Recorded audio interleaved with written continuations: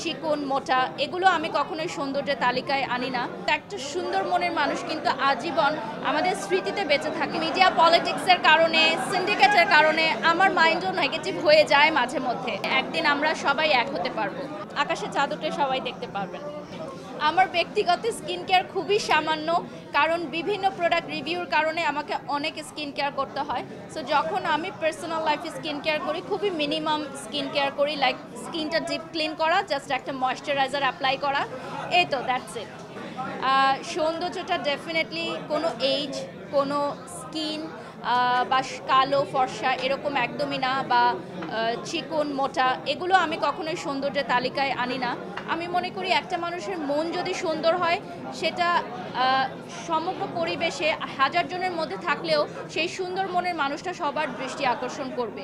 এবং দেখবেন আমাদের বিউটি, আমাদের এজ এগুলো খুবই আপেক্ষিক একটি বিষয়, আজ আছে কাল নেই, কিন্তু একটা সুন্দর মনের মানুষ কিন্তু আজীবন আমাদের স্মৃতিতে বেঁচে থাকে, যে না ওই মানুষটা ভালো মনের মানুষ।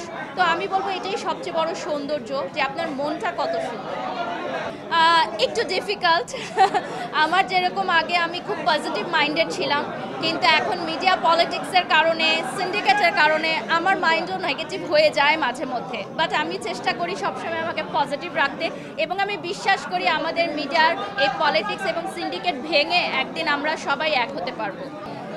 না, আসলে আমি এগুলো সবই কিন্তু আমার পার্সোনাল আইডি থেকে পোস্ট করি, ওটা একেবারেই আমার পার্সোনাল, যেখানে আমার কলিগসরা আছে অনলি। আমার ওখানে কোনো ফ্যামিলিও নাই, শুধু মিডিয়া কলিগসদের জন্য আমি একটা ফেসবুক আইডি রেখেছি। তো সেখানে আমি বিভিন্ন রকম পোস্ট করে থাকি, আর আমার প্রফেশনাল যে পেজটা সেটা শুধুমাত্র এই কাজের জন্য।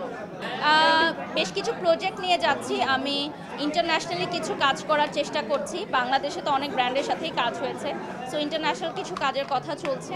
সো আকাশে চাঁদটা সবাই দেখতে পারবেন।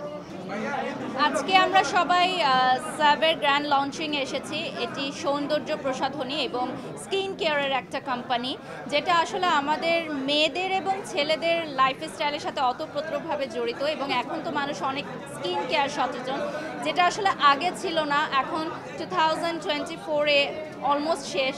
তা আমার মনে হয় এখন সামনের বছর ইনশাল্লাহ মানুষ আরও বেশি সচেতন হবে স্কিন কেয়ারের ক্ষেত্রে, এবং অনেক ব্র্যান্ডস আছে স্কিন কেয়ারের ক্ষেত্রে। সো আপনি কোনটা বাছাই করবেন সেটার ব্যাপারে আপনাকে সতর্ক হতে হবে।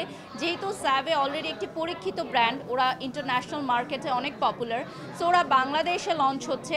তো এই পরীক্ষিত ব্র্যান্ডটা আমার মনে হয় যে আমাদের বাংলাদেশের অডিয়েন্স খুব ভালোভাবে ক্যাচ করতে পারবে।